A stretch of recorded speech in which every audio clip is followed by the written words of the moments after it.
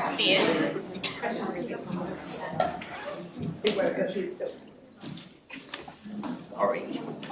All right, welcome to session 5 of the Sustainable Fashion Consumption Symposium. Our first presenter will be Maria Jose Manguia Romero. We're actually going to be doing it in different order. Our first presenter will be Shannen, Kaylia, Henry. I'm Haley Lieberman, happy to be here chairing this session with you. I'm a sustainable fashion tech entrepreneur and strategist, really excited to be hearing more from our presenters today about different research and solutions. So first up, we're going to hear from Shannen. Shannen is a biologist and thought leader in sustainable fashion ecosystem building. She is the founder of Cocoa Fiber, a biotech innovation transforming the agriculture waste of the chocolate industry into alternative materials. Come on up.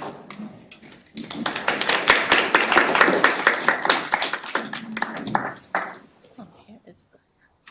I'm not sure how the format has been, but everyone can hear me without anything else. Okay. Right. Cool. All right. Well, I'm Shannen. I'm the founder of Cocoa Fiber, which is a biotech startup. So this is less of research and actually like a practical presentation on how we are developing textile fibers from the agricultural waste of the chocolate industry. This works. Perfect. So it's all about waste transformation or waste valorization. I have no idea what the other presentation topics have been on, but I'll sort of dive a little bit into the biology, a little snippet of the biotechnology behind next generation materials. And so a little bit about me. Who am I? Why am I here? I am a native New Yorker, so I'm from not too far away from here, but I have lived kind of all over the world.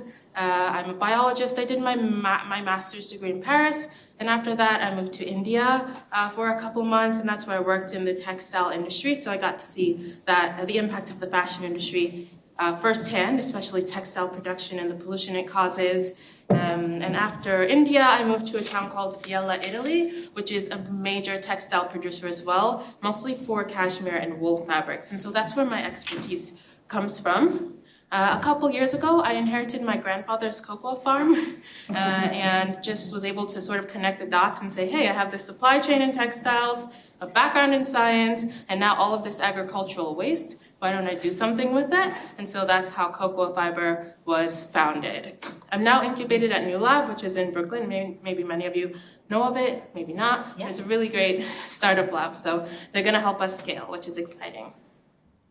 And so not many people realize it, but in the process of producing chocolate, about 75% of the cocoa plant is wasted. It's the cocoa pod husk. Only 25% is utilized, the cocoa beans that you see up there. And it just so happens that these cocoa pod husks are really rich in cellulose. And we'll dive deeper into cellulose and what it is a little bit later. So when these cocoa pod husks are dumped onto cocoa farms, they release embodied carbon if they sort of just sit there, and methane as well. But on some farms, they're incinerated. So that obviously it causes more carbon and methane emissions at a faster rate than just having dumped the waste.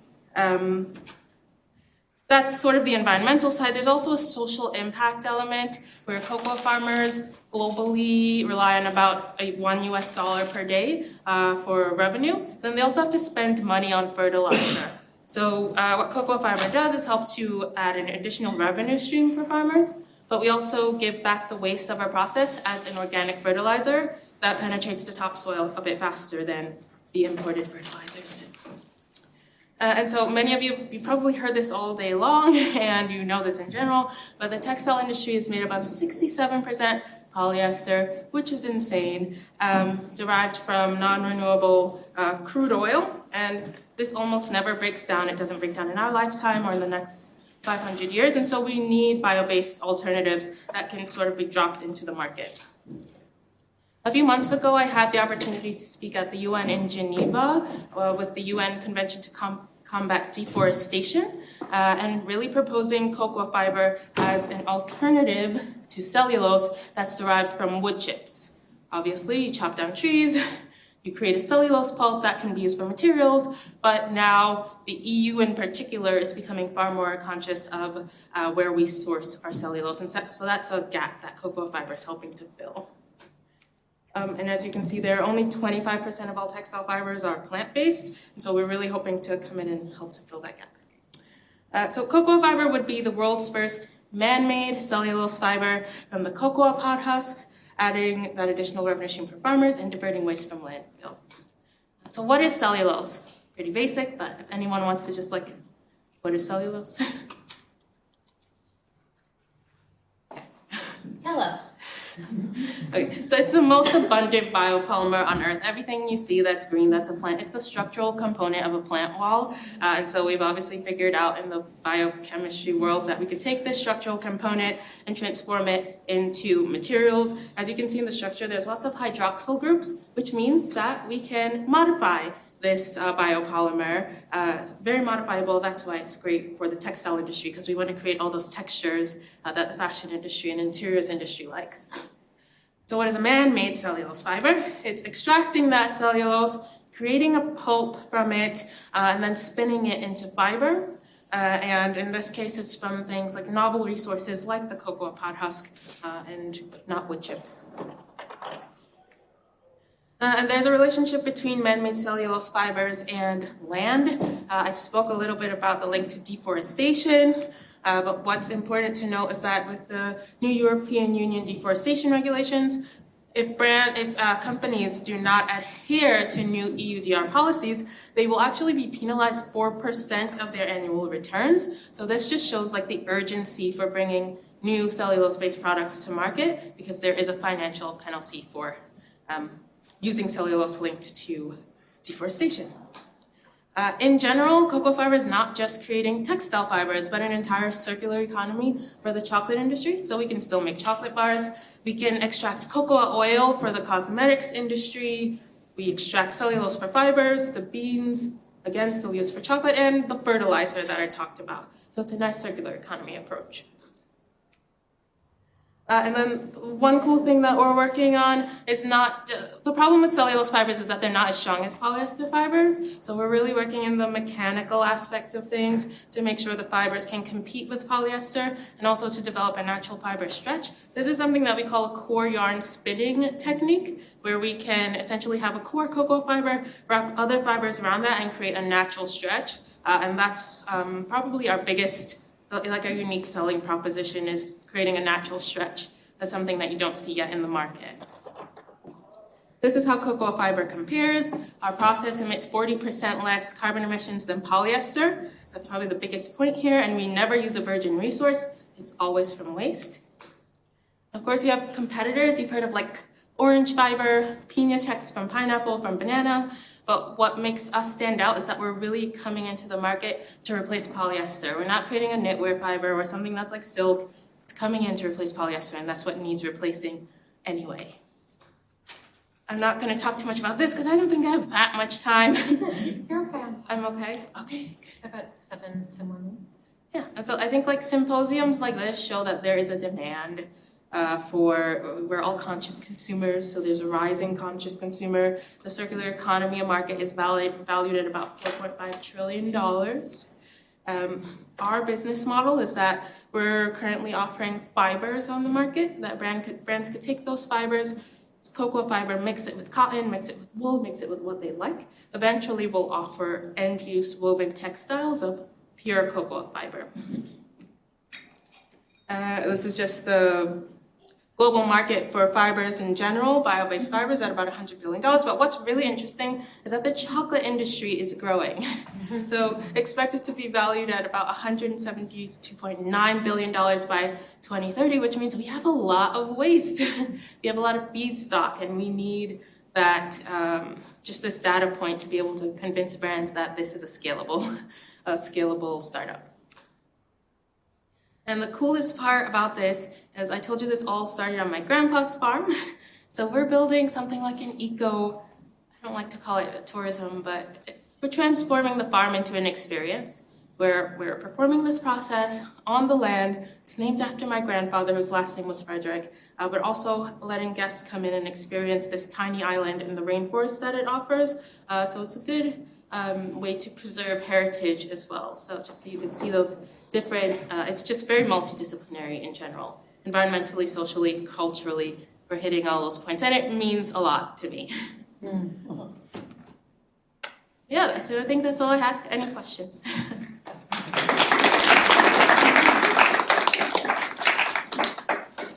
So ultimately, you're taking cocoa fiber and blending it with other fiber contents.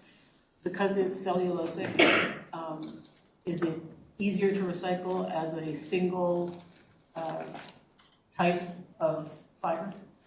Yeah, so getting to that pure cocoa fiber fabrics, that's our goal.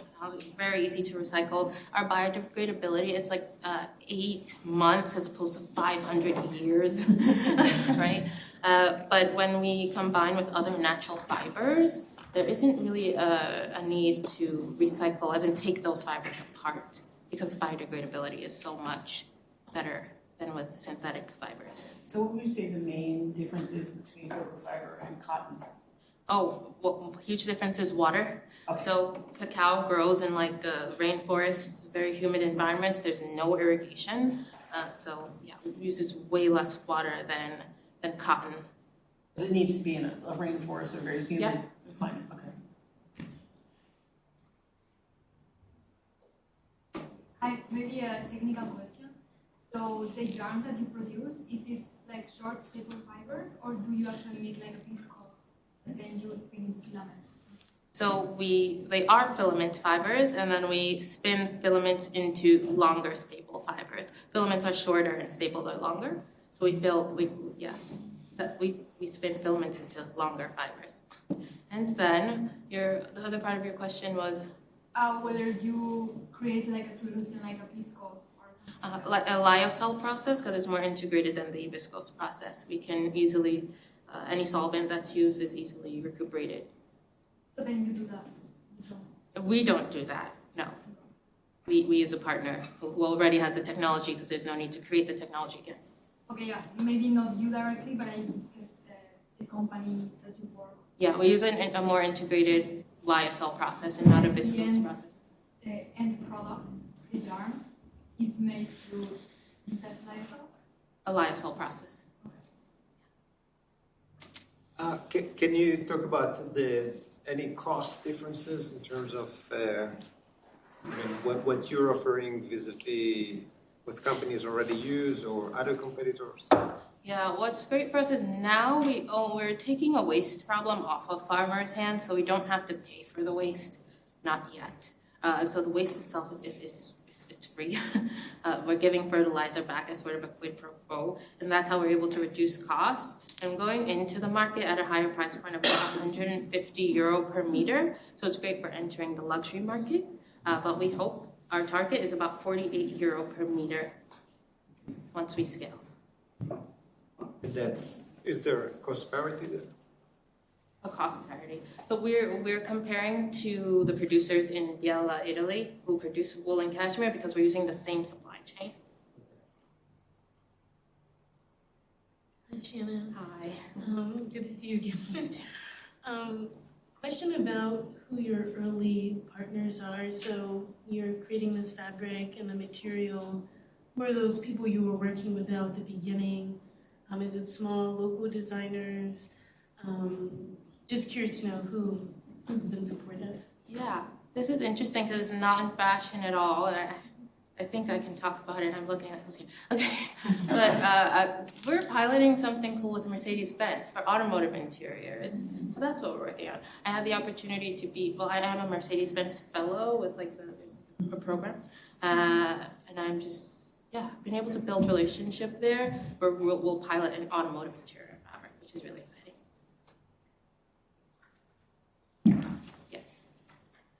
Can I just ask what the fabric characteristics are? Like what does it like? What was the touch of it? Yeah, so right now we are I don't know if you know of Tencel, just Tencel in general. It's just a cellulosic fabric. It's going to be like Tencel, sort of silk-like. With the double core yarn spinning technique that we're building, This is where it'll be more like a elastic fabric, something stretchy. That's the goal, to go into the market in the fashion industry and replace those. I didn't explain that there are two processes. So we have a process to develop polyester-like stretchy fabrics, but also a leather process, and that's a fermentation process as opposed to like a bisulfication process, which is what we normally do.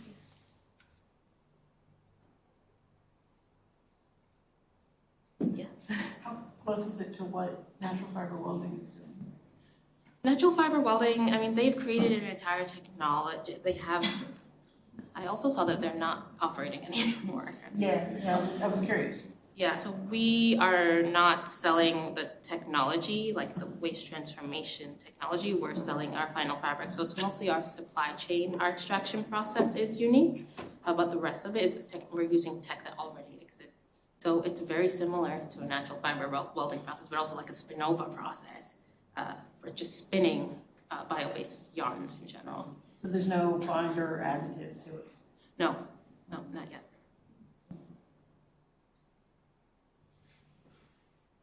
I'm just curious about the sort of disassembly process or the biodegradation, that's it. But disassembly first and then biodegradation. Have you thought about, the post-use, like how will the fiber sort of behave in that sense? Yeah, I was in the beginning of our LCA, we're seeing that our biodegradability is around 8 months. It takes 8 months, and we want to reduce that down to about, I think, 4 months. But yeah, it takes about 8 months for the fiber to biodegrade, and we're still in early stage with our LCA.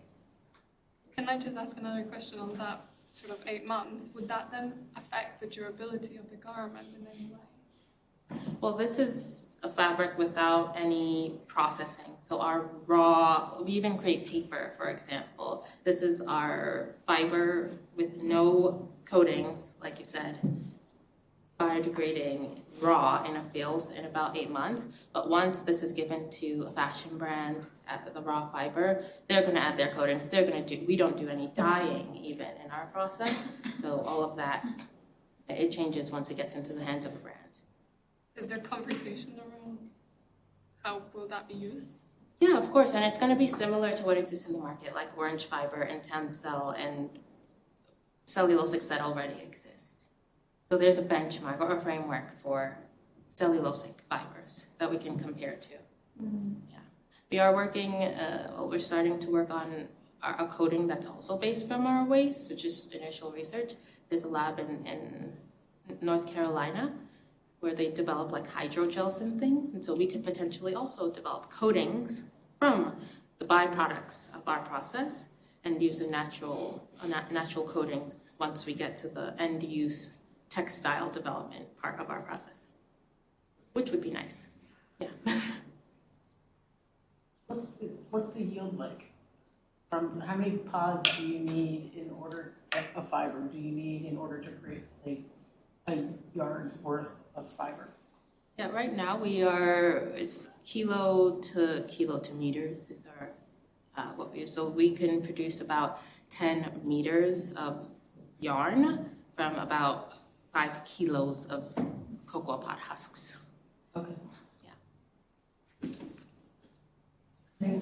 One last question. Is anywhere that you know of equipped to have fabric textiles biodegrade? Anywhere that I know. Is there any scaled recycling of textiles anywhere in the world that's built for biodegradability? I think that in the north of Italy, sort of, because especially animal-based fibers, though, like wool and cashmere, which sequester carbon already. I think that's also a great question for the group. Maybe we can come back to that after the next presentation. So I'm sure some of you have some thoughts about that question as well. Okay. Thank you. Thank you.